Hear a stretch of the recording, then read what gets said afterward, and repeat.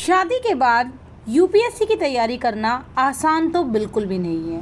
कई बार मन में सवाल आता है कि एग्ज़ाम दे या ना दे, क्या ये लास्ट अटेम्प्ट है, क्या ये फर्स्ट अटेम्प्ट है, क्या तैयारी हो रही है, कितनी तैयारी हो रही है, कितना रिवीजन हो रहा है और कितना मैं इस एग्ज़ाम के लिए तैयार हूँ।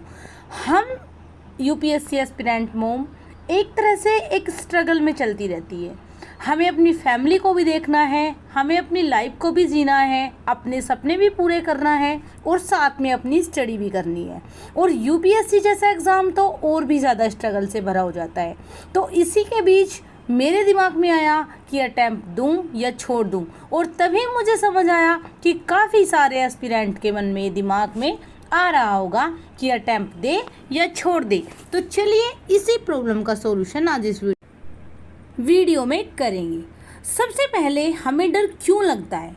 होता क्या है, हम लोग पूरे 1 साल 2 साल से प्रिपरेशन में लगे रहते हैं और मल्टीपल रिवीजन भी कर लेते हैं, बट हम टेस्ट सीरीज़ नहीं देते।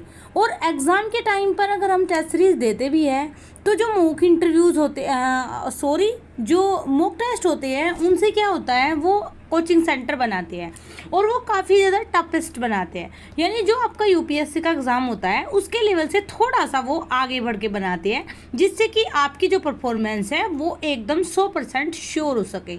आप लोग यहाँ पर डिमोटिवेट हो जाते हो कि टेस्ट सीरीज में मेरे मार्क्स कम आ रहे हैं। तो यहाँ पर आपको समझदारी से काम लेना है और टेस्ट सीरीज को सिर्फ अपनी प्रिपरेशन का एक माध्यम मानना है। वो एक सटीकता नहीं बताती है, क्योंकि यूपीएससी का एग्ज़ाम यूपीएससी बनाती है और ये जो मॉक टेस्ट होती है ये कोचिंग सेंटर बनाती है। तो हमें ऐसे में क्या करना है, क्या यूपीएससी का अटेम्प्ट छोड़कर फ़ायदा होगा या नहीं? तो सबसे पहले आप एक चीज़ ध्यान रखिए कि आपको खुद पर भरोसा रखना है। आपकी तैयारी इसीलिए हो रही है क्योंकि आपका एग्ज़ाम पास में है।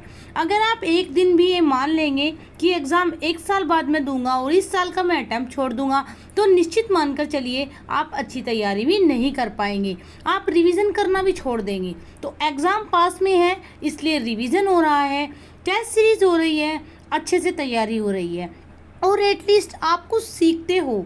अगर आप घर में बैठे हो और आप कुछ भी नहीं करते तो आप मुझे बताइए कि आपको क्या फ़ायदा हो रहा है। मतलब वो चीज़ अगर ना करने से आपको कोई फ़ायदा हो रहा है तो बेटर है, बट अगर आप उसको कर लेते हो और कल को आप क्वालिफाई ना भी करते हो तो भी आपको कहीं ना कहीं फ़ायदा हो रहा है, आपको एक एक्सपीरियंस मिल रहा है।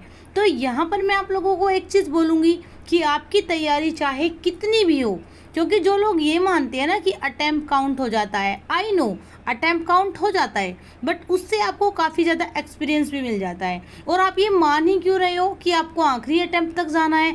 हो सकता है आपका फर्स्ट सेकंड थर्ड में से ही हो जाए। तो देखिए, आपकी तैयारी का लेवल चाहे कोई भी हो, बट आपको अपना अटेम्प्ट बिल्कुल भी नहीं छोड़ना है। और जो बच्चे 2025 के लिए प्रिपरेशन करते हैं उनको भी अपने घर पर क्वेश्चन पेपर को करना है।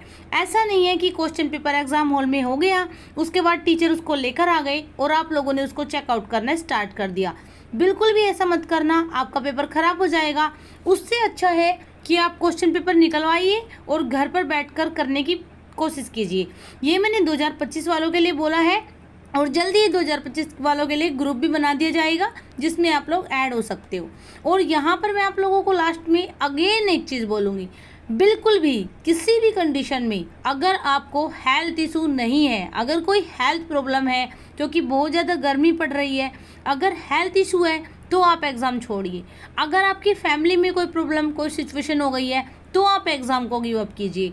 अगर आपको कोई भी ऐसी सिचुएशन होती है जिससे आपको लगता है कि आप अपनी जिम्मेदारी, अपने कर्तव्य को लेकर आप एग्ज़ाम नहीं दे सकते हो तो ठीक है, वरना अगर आप इसलिए कि आपको डर लग रहा है, आपकी तैयारी अधूरी है, आपका रिवीजन नहीं हो रहा है, आपने टेस्ट सीरीज़ नहीं दी, आपने पीवाईक्यू नहीं किए, अगर ये सब सोचकर आप एग्ज़ाम देने नहीं जाते हो तो आप बेवकूफ़ी कर रहे हो, आप अपना 1 साल बर्बाद कर रहे हो, आप अपने एक्सपीरियंस का एक मौका छोड़ रहे हो।